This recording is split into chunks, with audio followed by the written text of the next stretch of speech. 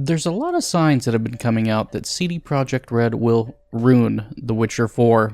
This is a pattern that we've seen before. A studio gives us obvious warning signs that their game may not live up to the expected quality, and then when the game is launched, well, that's exactly what happened. It didn't live up to the quality the audience expected. Despite what progressives say, people can recognize patterns. Our intuition is often correct when it comes to those things, as long as we don't ignore the obvious warning signs. Pretending that the warning signs aren't there won't make them go away. It's very difficult to change someone's minds after first impressions, and we've seen the deserved negative backlash towards the Witcher 4 reveal trailer. Time and time again, people who point out these red flags keep being proven correct. We saw it with Concord, Forspoken, The Last of Us Part 2, Star Wars Outlaws, Avowed. As I said, this is a repeated pattern that we've seen before. It doesn't help that CD Projekt Red's reputation is already somewhat tarnished. Their reputation was greatly impacted by the disastrous launch of Cyberpunk 2077, and it's not just that the launch was bad,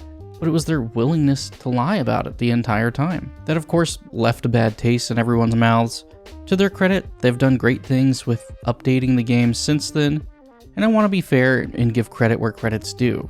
Now, it won't surprise me if The Witcher 4 still sells well. It also wouldn't surprise me that even if it does meet those initial sales goals, that the audience reception will be somewhat underwhelming. But what are some of those red flags that should cause you to be concerned? They range from DEI-driven recruitment that they lie about, to breaking established lore, not consulting authors, hiring people in key roles that hate gamers, losing key developers, as well as trying to attract an audience of gamers that doesn't play their games. We'll of course discuss this more in depth throughout the video. Really quickly guys, before the video begins, please be sure to leave a like on the video, subscribe if you do enjoy it, turn on post notifications, all of that good shit.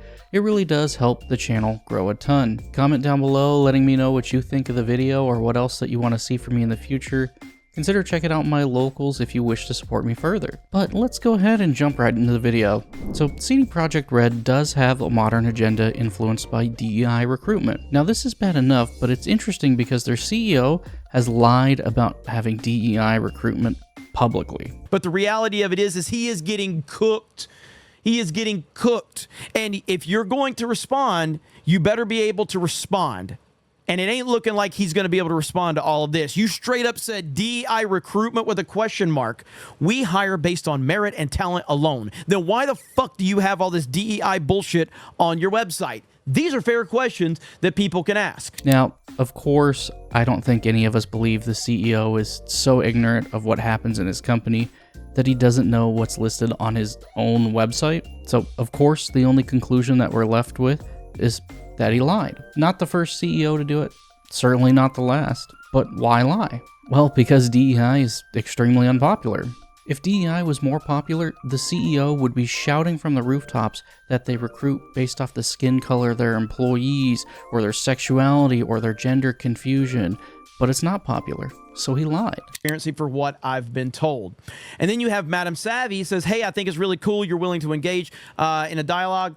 I just have a question. If you don't engage in DEI hiring practices, why do you have a segment on the website that shows an assessment you did that specifically states you want to strengthen the DEI culture at CD Projekt? Could you talk about this page a little and what it means? And guess what? No response. Shockingly enough, right there. This is from John F. Trent. Diversity inclusion, and it's our purpose to create revolutionary blah, blah, blah, blah, blah. Diverse and inclusive work environment, boost creativity and innovation, which is exactly what we need in order to push the limits of technology and storytelling, yada, yada, yada. So you say you don't hire based on DEI, yet you're literally pushing DEI bullshit, saying that the only way that you can accomplish what you want is to have diverse and inclusive representation on your team. This is absolutely insane. It's absolutely insane. The problem with DEI-driven recruitment, outside of the obvious that choosing an employee because of those characteristics is retarded, is that those employees infest the entire company and eventually get promoted and hire more of their friends to where they have a stranglehold on the company and its policies. The inmates will take over the asylum. I mean, this is a company, they've gone so far off the rails, they've even introduced menstrual leave for some of their employees. Despite publicly available information, CD Projekt Red CEO claims Cyberpunk 2077 studio does not do DEI-driven recruitment. According to CD Projekt Red CEO Michael Nowakowski, the Poland-based studio behind the Witcher series and Cyberpunk 2077 pays absolutely no mind to the concepts of corporate-backed diversity, equity, and inclusion in their hiring process. But curiously, the studio's own website says otherwise. Menstrual leave was implemented in CD Projekt in April 2023 and allows a menstruating employee experiencing painful menstruation to take one extra day off per month. The initiative was introduced to support the creation of a welcoming and flexible working environment that understands individual menstruation-related needs. Notice in all that they won't say the word women, because who menstruates? Women. But saying women would be offensive. Can't upset those transgenders. They've even gone so far as to hire people that hate gamers. Their franchise and lore designer for The Witcher 4, Cian Mayer, has expressed vitriol towards gamers in the past. CD Projekt Red franchise and lore designer for The Witcher 4 described Cyberpunk 2077 players as fascistic, unempathetic, and depraved, as well as poisonous and predatory wankers. CD Projekt Red's franchise and lore designer is former games journalist who wants to punch gamers. Cian Mayer posted at Gamers, the Bernie Sanders meme, "I'm once again asking for you to stop being toxic little weirdos." He also wrote that law school is easier than dealing with gamers. It's very clear that he hates his job because he's even tweeted about it. The thing I find funny about gamers complaining about how good games journalists have it is like, if you think the job is so incredibly well paid, it's not, and easy, it's not, why don't you just do it yourself? That's what a lot of people on YouTube are doing, and they're doing it better. He's also tweeted, "The gamers are already bad enough." And then there's this tweet chain here. "In 2020, I want muscle so I can effectively punch gamers, and also so I can carry cute people and dogs of any size easily." What the fuck is wrong with some of these people? Cian Mayer, "I didn't realize until this tweet, but this is now also what I want. Christina, you want to punch gamers, or you want CG to punch you?" Cian Mayer, "Me and Caitlin will punch gamers together." Now, Cian went from a games journalist to the franchise and lore designer of The Witcher 4 at CDPR. How did this happen?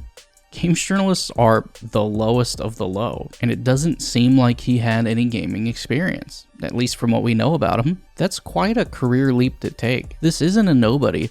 This is someone with clear decision-making power. He's not a random tester or developer. It's a huge red flag when companies hire people like this. It also appears that when he was a games journalist, he hated his job, which is understandable because no one wants to be a games journalist. Again, this is a guy who makes decisions about the lore but has no respect for it. He has openly advocated for the lore being broken in the past. He wrote this article, "The Witcher Season 2 was right to deviate from the books." He's also an extreme progressive who of course supports all of the modern day agendas that you would expect. As I said before, the inmates are running the asylum. It's a huge red flag when companies hire people like this. Speaking of the lore being changed in The Witcher 4, this is something that is happening. We already have confirmation of this. They're making Ciri a Witcher when she never was and never could have been one. Right now, we of course do not have an explanation for why this is, but let's be honest, she's gonna girl boss her way into being a Witcher. I'm sure it will just be used to push progressive, modern, feminist activism.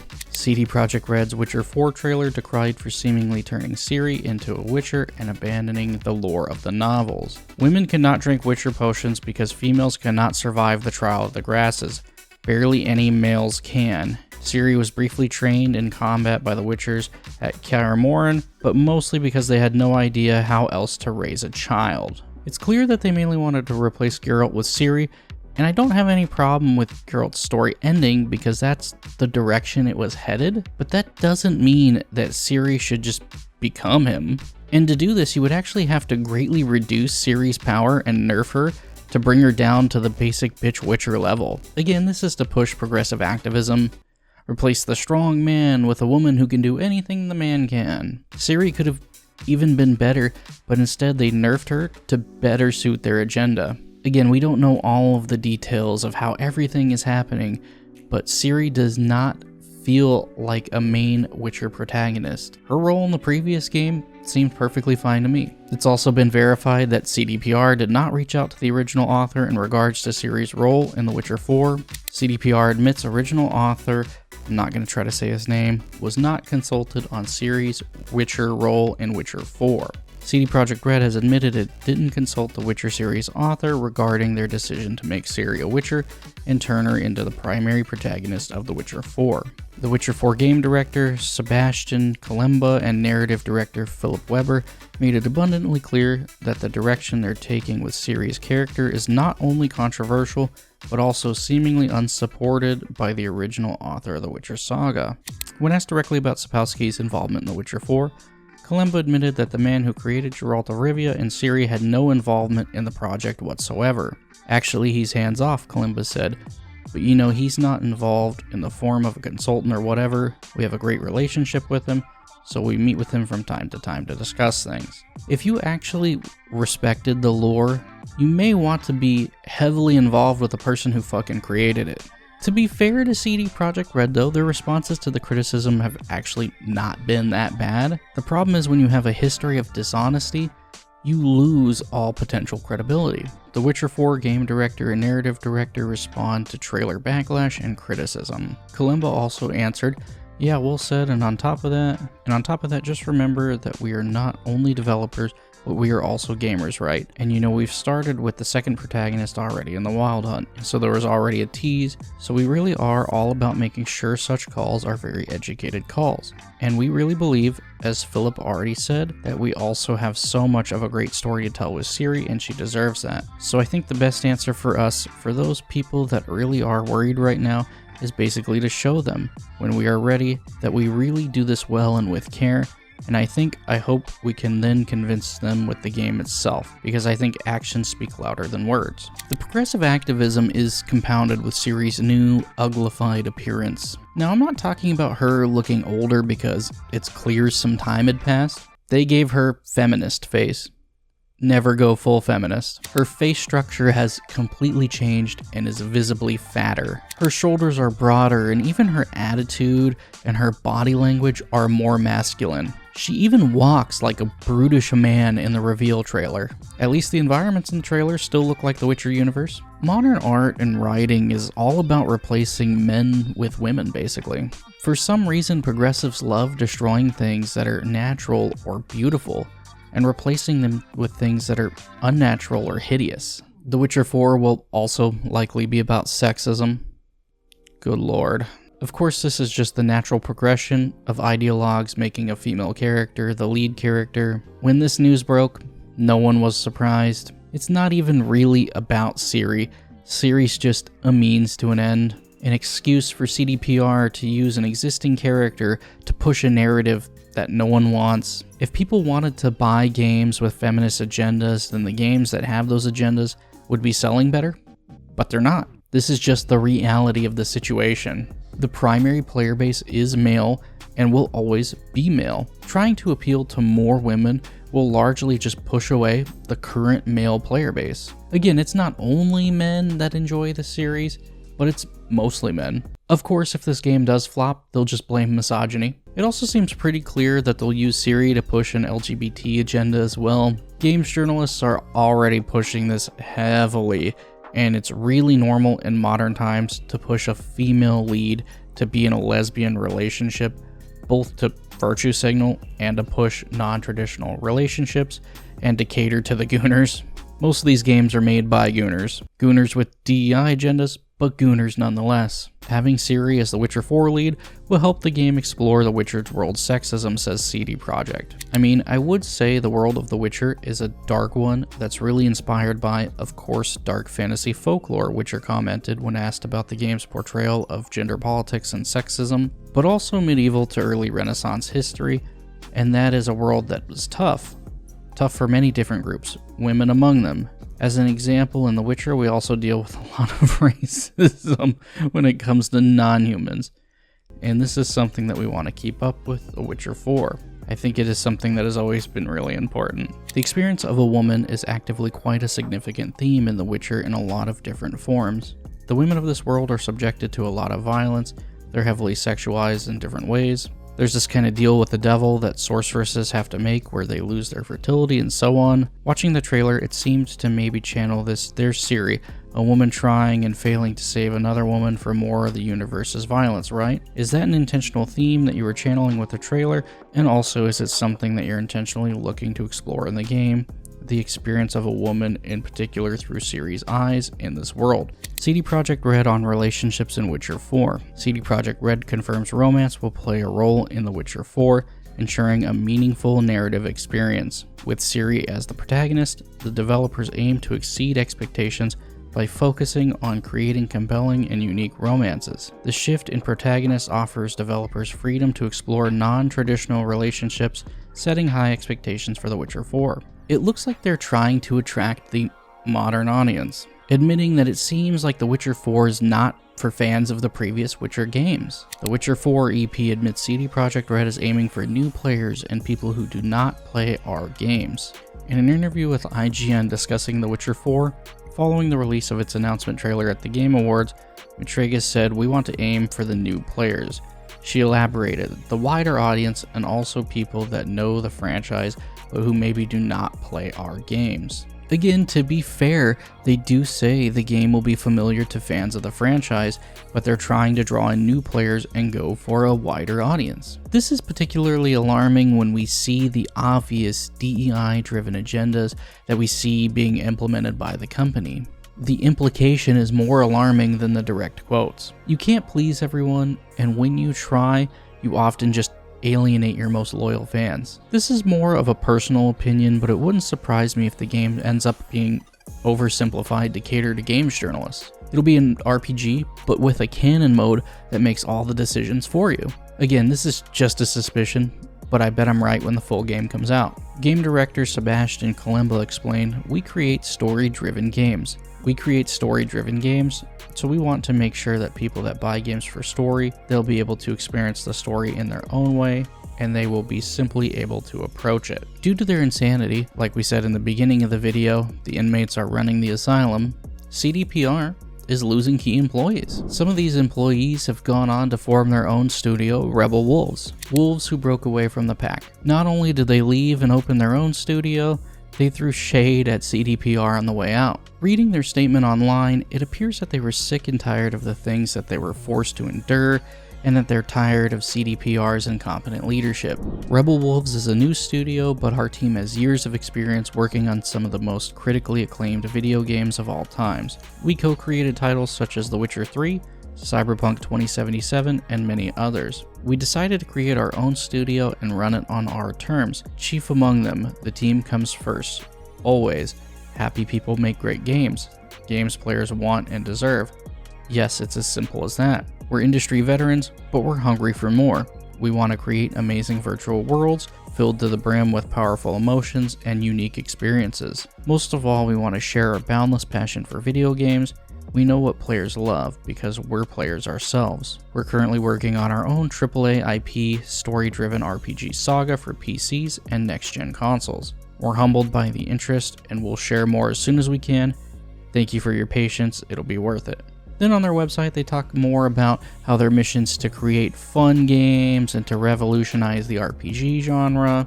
It appears that they're gamers who love good games. The current CEO and game director of Rebel Wolves was the game director for The Witcher 3, the last Witcher game. This is not a low-level, non-important developer. The other members were just as important. I'm not going to try to read their names, but you can review their histories on the Rebel Wolves website. At what point does your creative freedom get stifled by modern progressive politics? CD Projekt Red was once known for their creative freedom, but it's clear that we live in a different time now. It's clear that Rebel Wolves wants to make games that people want to play. And they left CDPR, which obviously implies that CD Projekt does not want to make fun games. Obviously, we'll have to wait and see what games come out of Rebel Wolves in the future before we know if they were successful at making fun games. There's also Blank Game Studios, which is more of the same story.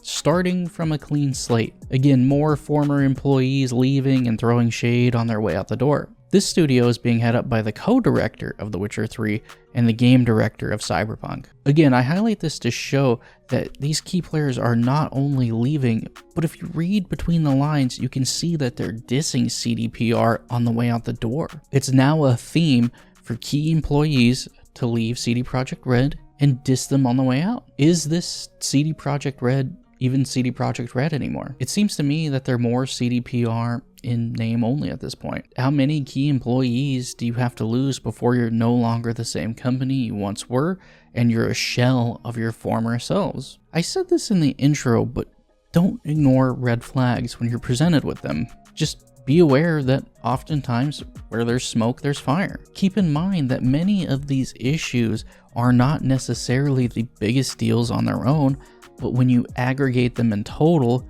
it becomes quite alarming. Despite all these concerns, if I'm proven wrong, I'm of course not going to be mad if the game is good. It would just be another good game to play. I'm not going to say that this game's going to bomb financially. It won't surprise me if the game is still a massive financial success, just based off the name brand alone. Even if it does end up being a massive disappointment, which at this point I'm fairly certain it will be, regardless of how well it sells in terms of the quality of the game, I think CD Projekt Red ruins The Witcher 4. Anyways, guys, thank you so much for watching. If you did enjoy the video, leave a like, subscribe, turn on post notifications, all that good shit.